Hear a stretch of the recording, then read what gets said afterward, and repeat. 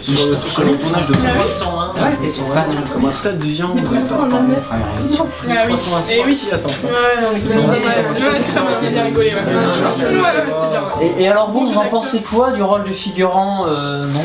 Personnellement, je trouve que c'est un peu dur de ne pas regarder la caméra. Bon, après, c'est ce qui me concerne, hein, je sais pas vous. Ouais, attention.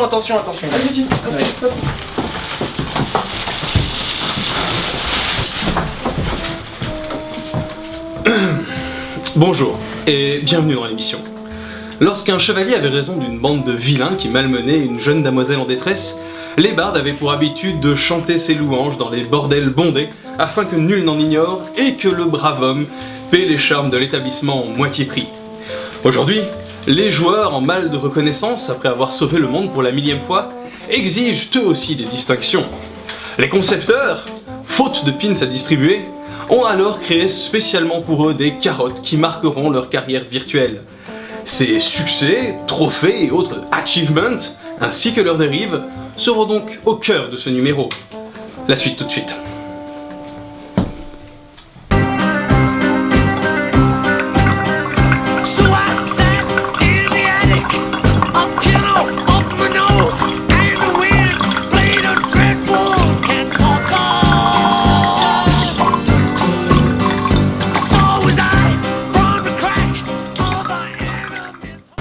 Apparus pour la première fois sur Xbox 360, les succès sont aujourd'hui devenus monnaie courante, et on les retrouve sur l'ensemble des consoles et PC. Ces récompenses sont attribuées aux joueurs en fonction d'actions effectuées dans un jeu. Lorsqu'un succès est déverrouillé, un message apparaît à l'écran, précisant la nature de l'exploit, et il est accompagné d'un petit gimmick sonore tel que suit. Chaque succès débloqué débloque un certain score qui se cumule sur l'ensemble des jeux joués par un joueur et colle ensuite à l'ensemble de sa carrière virtuelle. Bien sûr, ce score global n'a qu'une valeur d'estime auprès d'autres passionnés. Et le claironner haut et fort au cours d'une soirée de bienfaisance pour enfants gauchers ne vous vaudra que cris d'indignation et jets de petits fours incertains et imprécis. Ces attributions de succès poursuivent différents buts. L'un d'eux est de vous pousser à simplement suivre le cours de votre aventure et il récompense des actions banales et ordinaires. Tiens, on fait dans notre ouvrage, là, tu sais, sur notre super livre, là, sur la super saga de jeu qu'on va sortir. Là. Ouais, je viens de découvrir le secret de la pierre philosophale. Sérieux? Alors, en fait, c'est tout con, il suffit de prendre une orange mûre, d'y planter une bougie d'anniversaire dedans. Tu sais, celle qui s'éteigne jamais, là. Ah, les relous qui se rallument.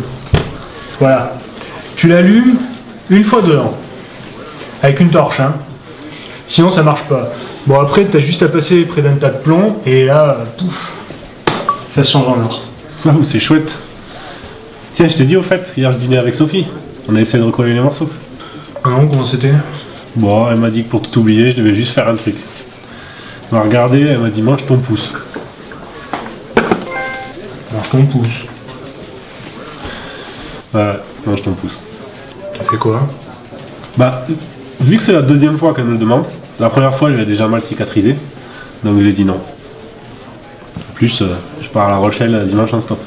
Non mais t'as eu raison, hein. T'es sûr qu'elle parlait pas du pied?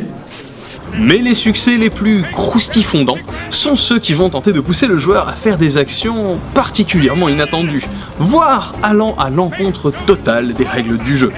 On peut ainsi être récompensé pour la collecte d'un nombre faramineux d'objets inutiles, ou encore pour pousser son personnage à mourir de façon inattendue.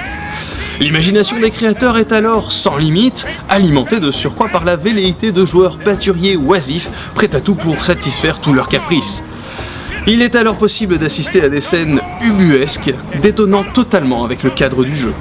Je te tiens, tu me tiens par la barbichette, le premier. Nous deux qui rira aura une tapette.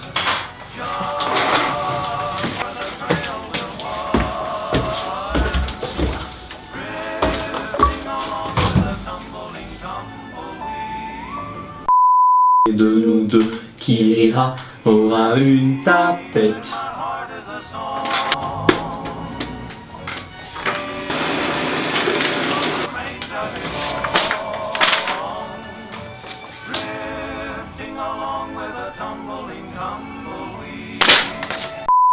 Qui rira aura une tapette.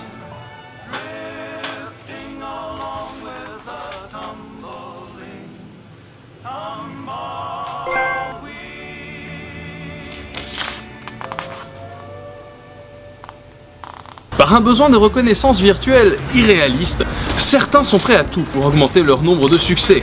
Assoiffés de ces médailles quelconques, ils se fichent complètement du but du jeu et vont jusqu'à faire de cette chasse aux récompenses leur seule et unique pulsion d'achat. Ils se jettent alors sur des jeux mineurs, gonflés au succès, et suivent à la lettre les préceptes du dieu Achievement, allant jusqu'à sombrer dans les abysses du ridicule.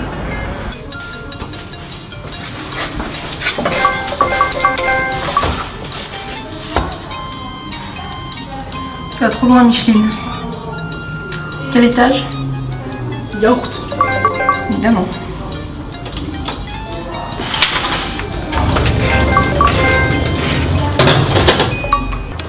Ainsi, ces succès font aujourd'hui partie intégrante du quotidien des joueurs.